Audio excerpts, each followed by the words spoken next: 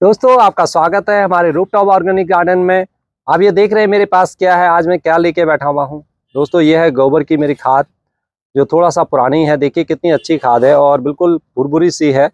और अब धीरे धीरे जैसे रेनी सीजन आएगा, रेनी सीजन के पश्चात हम अपनी इस खाद का इस्तेमाल अपने प्लांट में करेंगे।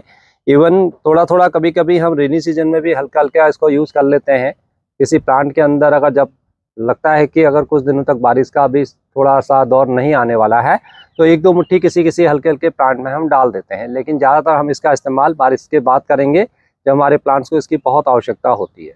तो दोस्तों आज मैं आपको एक ऐसी खाद बताने जा रहा हूँ जो बिल्कुल फास्फोरस रिच है।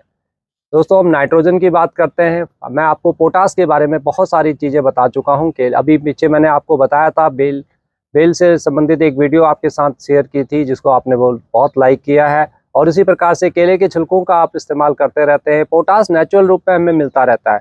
लेकिन दोस्तों जहां बात होती है फास्फोरस की, तो फास्फोरस के लिए हमें कई बारी सिर्फ बोन मील या हॉर्न मील वगैरह पर सब डिपेंड करना पड़ता है। हालांकि जब हम गोबर की अच्छी खाद यूज़ करते हैं तो उसके अंदर भी हमारा फास्फोरस, नाइट्रोजन और पोटास सब कुछ होता है। इसी प्रकार से सरसों की खली का हम जब इस्तेमाल करते हैं तो उसके अंदर भी ये सब चीज़ें होती हैं। लेकिन कुछ प्लांट्स ऐसे होते हैं जिनको कई बारी इन चीज़ों की ज़्यादा आवश्यकता पड़ती है। जैसे अडेनियम है दोस्तों, अडेनियम में अगर आप फास्फोरस का अच्छा इस्तेमाल करेंगे तो आपका अडेनियम अच्छा ग्रो होगा, फ्लावरिंग बहुत अच्छी होगी। यकीन मानिए उसका जो कॉडेक्स है वो काफ़ी थिक बनता है। और यही तो रीज़न होता है कि मैं अपने अडेनियम को ज़्यादा फास्फोरस देता हूँ। मैं अपने अडेनियम को ये खाद देता हूँ तो अडेनियम मेरे बहुत अच्छे बढ़ते हैं, ग्रोथ अच्छी होती है। अब बरसात में दोस्तों क्या होगा कि नाइट्रोजन प्रचुर मात्रा में मेरे अडेनियम को मिलेगा, तो वो अपनी ग्रोथ बहुत अच्छी दिखा देगा। उसके पत्ते बहुत अच्छे आएंगे, इवन उसका कॉडेक्स भी अच्छा आएगा, क्योंकि उसमें पहले से जो फास्फोरस मिला हुआ है वो सब इस्तेमाल हो जाएगा। और बारिश के बाद कई बारी क्या होता है कि हमारा बहुत सारा उसमें से जो न्यूट्रिएंट्स होता है वो निकल जाता है। तो सितंबर के अंदर या स्टार्टिंग में थोड़ा सा मैं हल्के हल्के हर प्लांट के अंदर अपनी खाद देता हूँ। और थोड़ा सा कोशिश करता हूँ कि थोड़ा थोड़ा अडेनियम को भी दे दूँ, क्योंकि उस टाइम पर अडेनियम का दोस्तों हमारा डोमेंसी का पीरियड स्टार्ट हो जाता है, तो ज़्यादा खाद हम अडेनियम को दे नहीं पाते हैं। लेकिन अडेनियम के लिए जो हम खाद बनाते हैं या बीच में आप एक दो चम्मच डालते हैं, आज आपको मैं उसी का एक बेहतरीन खाद बताने जा रहा हूँ। सिर्फ अडेनियम की बात अभी मैं नहीं कर रहा हूँ, ये ऑल पर्पज़ खाद है जो सभी प्रकार की सब्जियों के अंदर, फ्रूट्स के अंदर, वेजिटेबल्स के अंदर आप बना सकते हैं। जी हाँ, मैं बात कर रहा हूँ प्रोम की। दोस्तों प्रोम मैंने आपको कई बार बताया हुआ है, मार्केट से हमें ये बहुत महंगा पड़ता है। क्यों ना हम अपने घर में प्रोम जैसा ही फर्टिलाइजर बनाएं, उतना ही रिच होगा। और बिल्कुल उसको आप प्रोम ही कह सकते हैं। बहुत आसान है बनाना, इसमें आपको कुछ ज़्यादा मेहनत नहीं करनी है। बस आपने कोशिश करनी है कि आप किसी प्रकार से गोबर की खाद को अरेंज कर लें।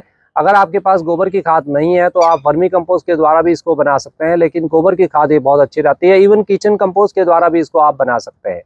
तो दोस्तों गोबर की खाद अगर आपके पास थोड़ा सा हल्की सी है, यानी कि बहुत पुरानी नहीं भी है, तब भी आप उसका इस्तेमाल इसमें कर सकते हैं। इसकी खासियत ही यही है कि आपकी गोबर की खाद को अच्छा बना देगा।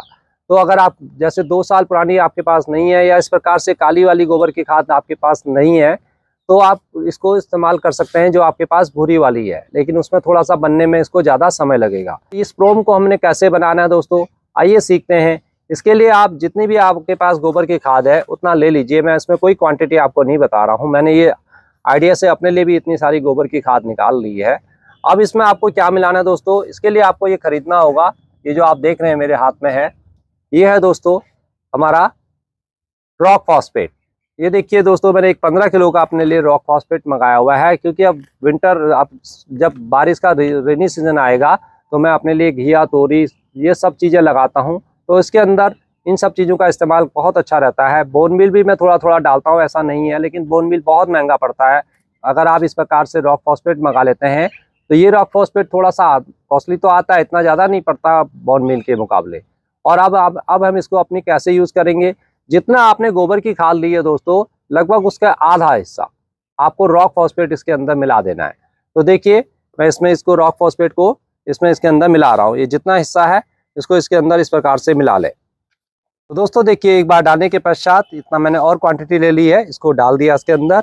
और अब जो इसमें मैं मिलाने जा रहा हूँ तीसरी चीज़, जो हमारे फंगस से बचाएगा हमारे प्लांट को, और ये बहुत ही इफेक्टिव होता है, ये है ट्राइकोडर्मा। सिर्फ यही आपने यूज़ करना है, ये ऑर्गेनिक है। ये आपको करीब करीब 100 ग्राम के आसपास इसमें मिला देना है। इतना देखिए इसमें बहुत है ये। और इससे क्या होगा दोस्तों, ये पूरा इसके अंदर पूरा ये अच्छा वाला फंगस हमारे इसके अंदर आ जाएगा। जो हमारे जो बैड वाला फंगस होता है, जो हमारे पेड़ों को नुकसान पहुंचाता है, गलाता है, उसको ये पैदा ही नहीं होने देगा, उसको ये मार देगा। तो दोस्तों इसको आपने अब अच्छी तरह से मिला लेना है। बाजार से आप प्रोम खरीदते हैं दोस्तों, वो बहुत महंगा पड़ता है। जो हम ये बना रहे हैं दोस्तों, इसके अंदर आपको कैल्शियम बहुत अच्छा मिल जाएगा और आपको फास्फोरस बहुत अच्छा मिल जाएगा। और गोबर की खाद के अंदर तो नाइट्रोजन भी होता है, तो नाइट्रोजन, फास्फोरस, पोटासियम, इसके अंदर सब कुछ है। अगर आप इसको और अच्छा बाद में रिच बनाना चाहें तो इसके अंदर आप पोटासियम भी मिला सकते हैं, लेकिन अभी आवश्यकता नहीं है, क्योंकि जितना प्लांट को स्टार्टिंग में आपको पोटास चाहिए होता है वो ऑलरेडी हमारी गोबर की खाद के अंदर है। इसलिए मैंने आपको पहले बताया कि गोबर की खाद ही इसमें इस्तेमाल करें, या वर्मी कंपोस्ट के अंदर भी ऑलरेडी हमारा पोटास होता है जो हमारी प्लांट के ग्रोथ के लिए आवश्यक होता है। लेकिन जब आपका प्लांट जब फ्लावरिंग पर आता है या उसकी बर्ड्स बननी शुरू हो जाती है, फ्रूटिंग पर आने लगता है, तब आपको उस समय अलग से पोटास देने की आवश्यकता पड़ती है। दोस्तों देखिए, मैंने इसको अच्छी तरह से अब ये मिला लिया है। इसके अंदर जो हमने फंगस मिला दिया है वो धीरे धीरे इसमें फैलेगा और इसको पूरे फंगस से इसको भर देगा। यानी कि अच्छा वाला फंगस है, घबराना मत, ये बहुत ही बढ़िया है। यानी कि खराब फंगस को कभी आने नहीं देगा। बरसात के अंदर जितनी भी आप पौध लगाएंगे और इस खाद का इस्तेमाल करेंगे तो आपकी पौध कभी खराब नहीं होती है। नर्सरी से हम कई बार पौध लाते हैं, लगाते हैं, खराब हो जाती है।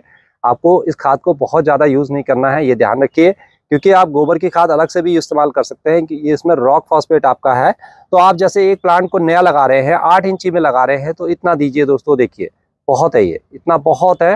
और अगर आपके बड़े बड़े प्लांट हैं तो आप उसके अंदर थोड़ा सा ज़्यादा भी क्वांटिटी इसकी कर सकते हैं।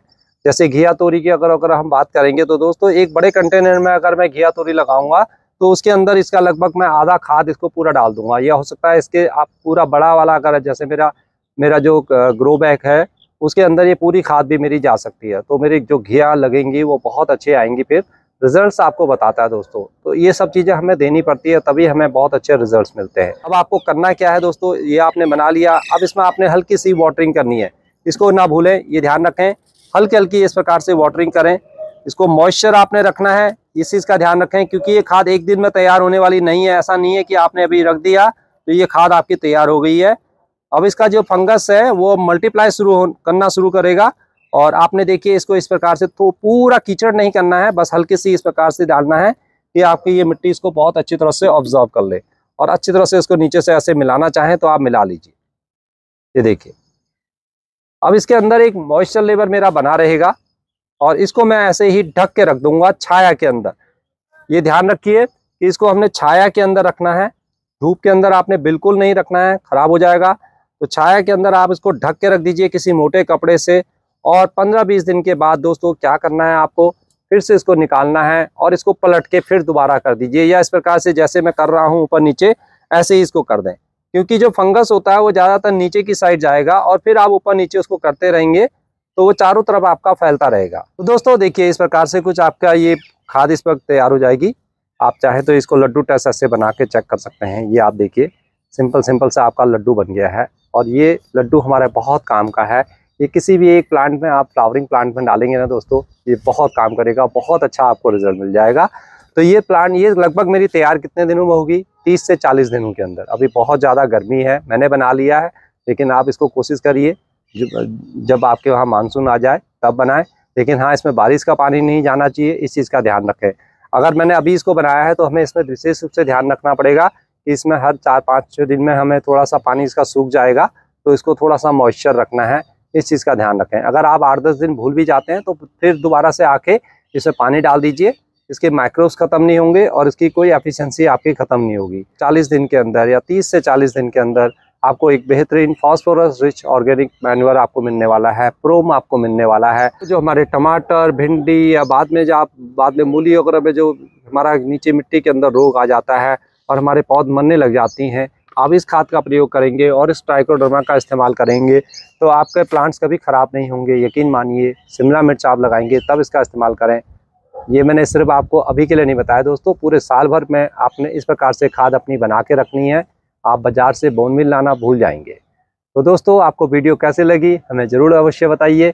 और हाँ दोस्तों, वीडियो अगर आपको अच्छी लगी हो, अगर आपको आइडिया पसंद आया हो, तो आप रॉक फॉस्फेट ज़रूर बाज़ार से मंगा लें। तो फिर मिलते हैं किसी और वीडियो में, तब तक के लिए नमस्कार दोस्तों। लाइक तो करना बनता है ना, तो दोस्तों लाइक करिए ना।